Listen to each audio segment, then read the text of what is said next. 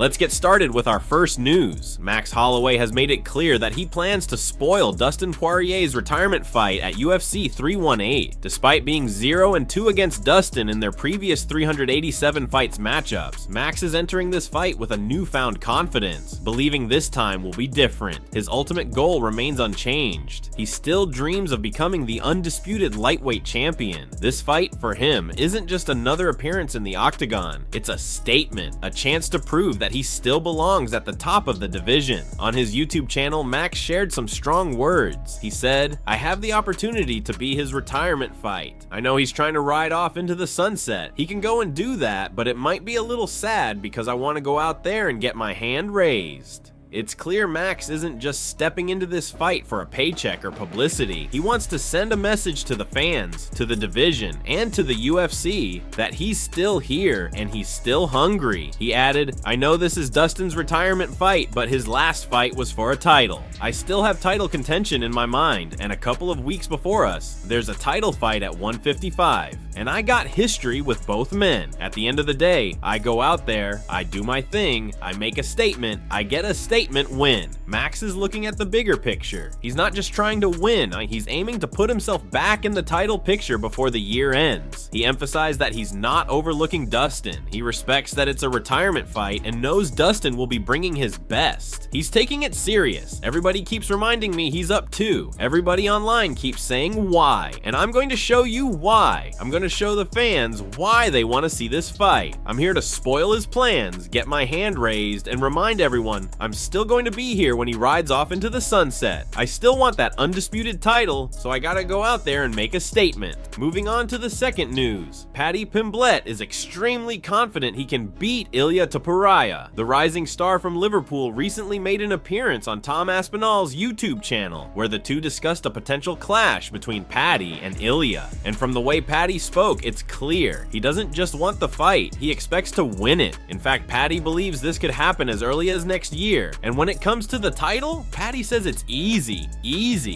Wow, maybe even this year, Paddy said with a smirk. If Ilia wins and says he wants to fight me, the UFC will make that fight. I think so, because they know it's a money fight. He didn't hold back, showing full belief in himself and the attention this matchup would bring. As Ben was saying, that's one of them fights where they'd well press, just like they did with Aldo. I know I'd beat him. It's funny because I got laughed at for it, but I know I'd beat him. That confidence isn't new from Paddy, but it hits different when it's aimed at someone like Ilia Topuria, who's considered one of the most dangerous prospects in the sport right now. Even Tom Aspinall had to acknowledge it.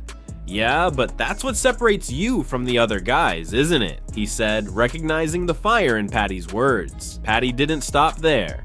"We've already talked a lot of game, but I know how to beat him. No one goes for his weaknesses. When he fights, everyone just wants to have a boxing match with him. I'm not going to come out and have a boxing match. I'm going to beat him with my all-around MMA game." He ended his statement with a bold claim. "No one's beaten him, but I reckon I'd proper hate him and just shut everyone up even more. Like I always do." That's classic Paddy, brash, fearless, and completely convinced he's the guy to dethrone the undefeated Topuria. Whether it's hype or the real deal, fans are already buzzing to see if this fight becomes a reality. Moving on to another big update, Ilia Topuria has finally opened up about why he decided to move up to the lightweight division, and his reasons are both personal and strategic. Ilia is now set to face Charles Oliveira for the vacant lightweight title at UFC 317, and while many fans are hyped about the match, the real story lies in why Ilia chose to make the leap to 155. Speaking in a candid interview with ESPN, Ilia got real about the mental and physical toll of cutting weight. He said, "When you're cutting weight and you can't eat or drink water, you don't care about any material things. They can give you bags of money, they can give you all the cars you want. You don't care at all. If they give you this little glass of water and say, you can drink this and it won't increase your weight, I'll give you whatever it takes in that moment."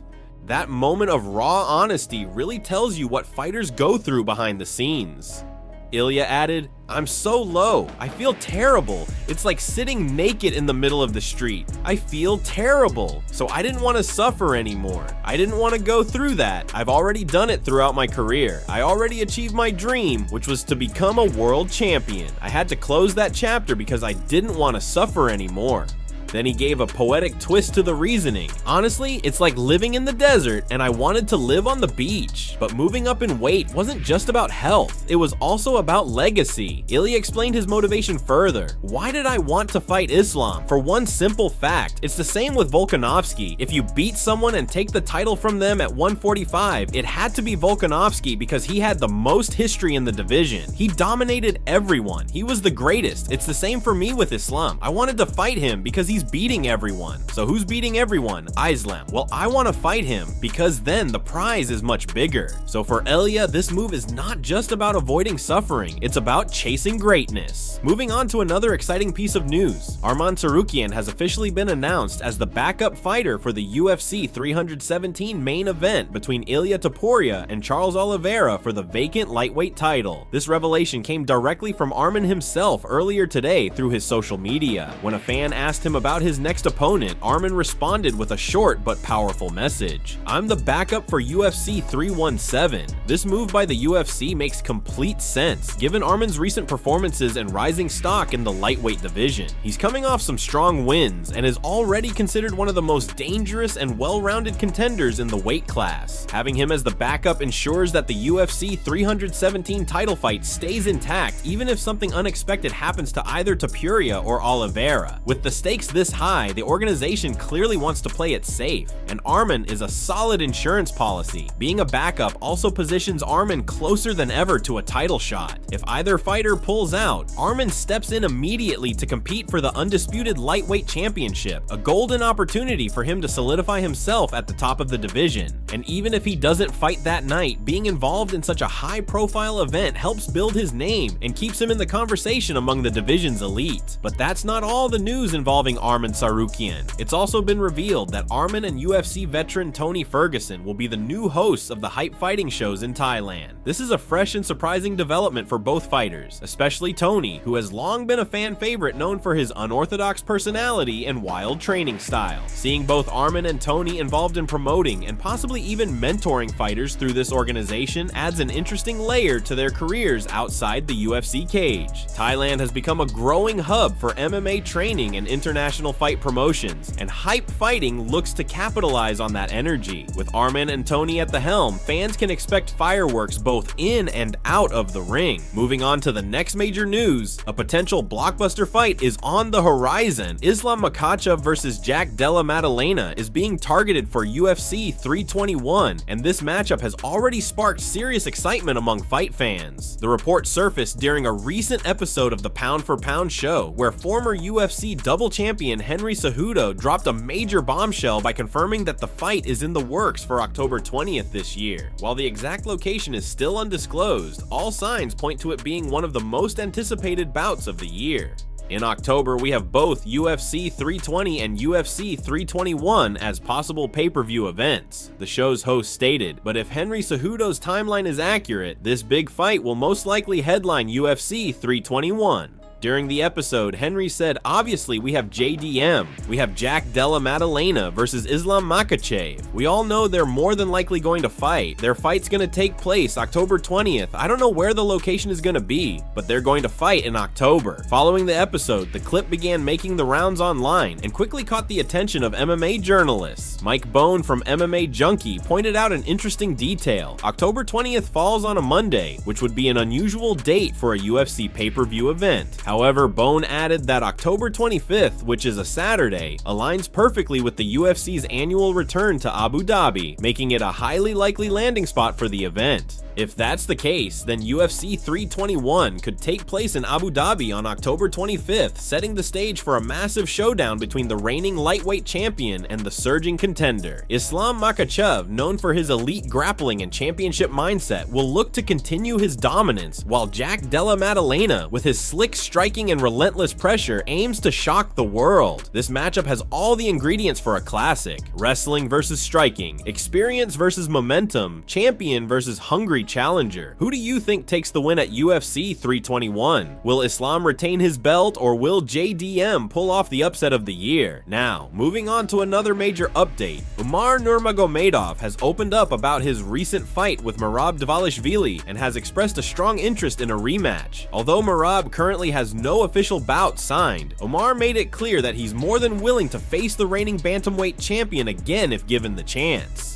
Umar challenged Merab back in January, which marked Merab's first title defense since dethroning Sean O'Malley in a dominant performance last September. The bout was highly competitive, with Umar starting off very strong, showcasing his typical sharp footwork and explosive grappling. However, over the course of 5 grueling rounds, the machine lived up to his name and secured a unanimous decision victory. In a recent interview with Adam Zubarai, Umar reflected on that fight. Speaking in Russian, he revealed, "I went into my last fight with an injured hand. This is not an excuse. I lost, and that's that. It was Allah's will, and I accept it. I rewatched the fight. I gave up the 3rd and 4th rounds. That's on me. It's clear." Interestingly, it was also reported after UFC 311 that Merab himself had broken his hand early in the fight. Additionally, Merab revealed his training camp was full of injuries, making both fighters' performances all the more impressive. Despite the loss, Umar had some respectful words for Merab, saying, "I've hit him clean. He didn't even flinch. Tough guy. Hard to knock out. His cardio is incredible, and he's got brute strength. He's not super technical with submissions or advanced grappling. He just overwhelms you with pressure."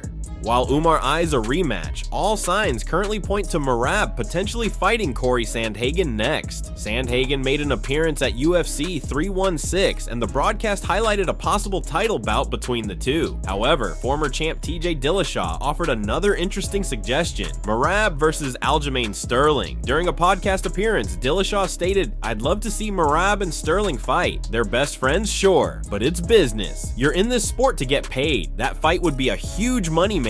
Sterling should come back down and make it happen." While fans would be intrigued to see that clash, as long as Merab and Aljo remain close friends, it seems unlikely. Still, with fighters like Umar chasing rematches and contenders like Sandhagen waiting in line, the bantamweight division remains one of the UFC's most exciting. Now to another news. Islam Makhachev is still interested in the lightweight division. It wasn't long ago that Islam insisted he wouldn't vacate the UFC's lightweight crown as part of his welterweight championship aspirations. So when the UFC announced Ilia Topuria and Charles Oliveira were going to fight for the vacant lightweight belt at UFC 317, it raised eyebrows. More recently, his teammate Umar shared some interesting details on how it all came about. For a long time, Islam talked about his wish to move up to welterweight to pursue another division's title. Once his friend and teammate Bilal Muhammad lost the belt at UFC 315, the door opened. Islam, however, said he would not be dropping the lightweight title. Umar said they wanted Islam to move up.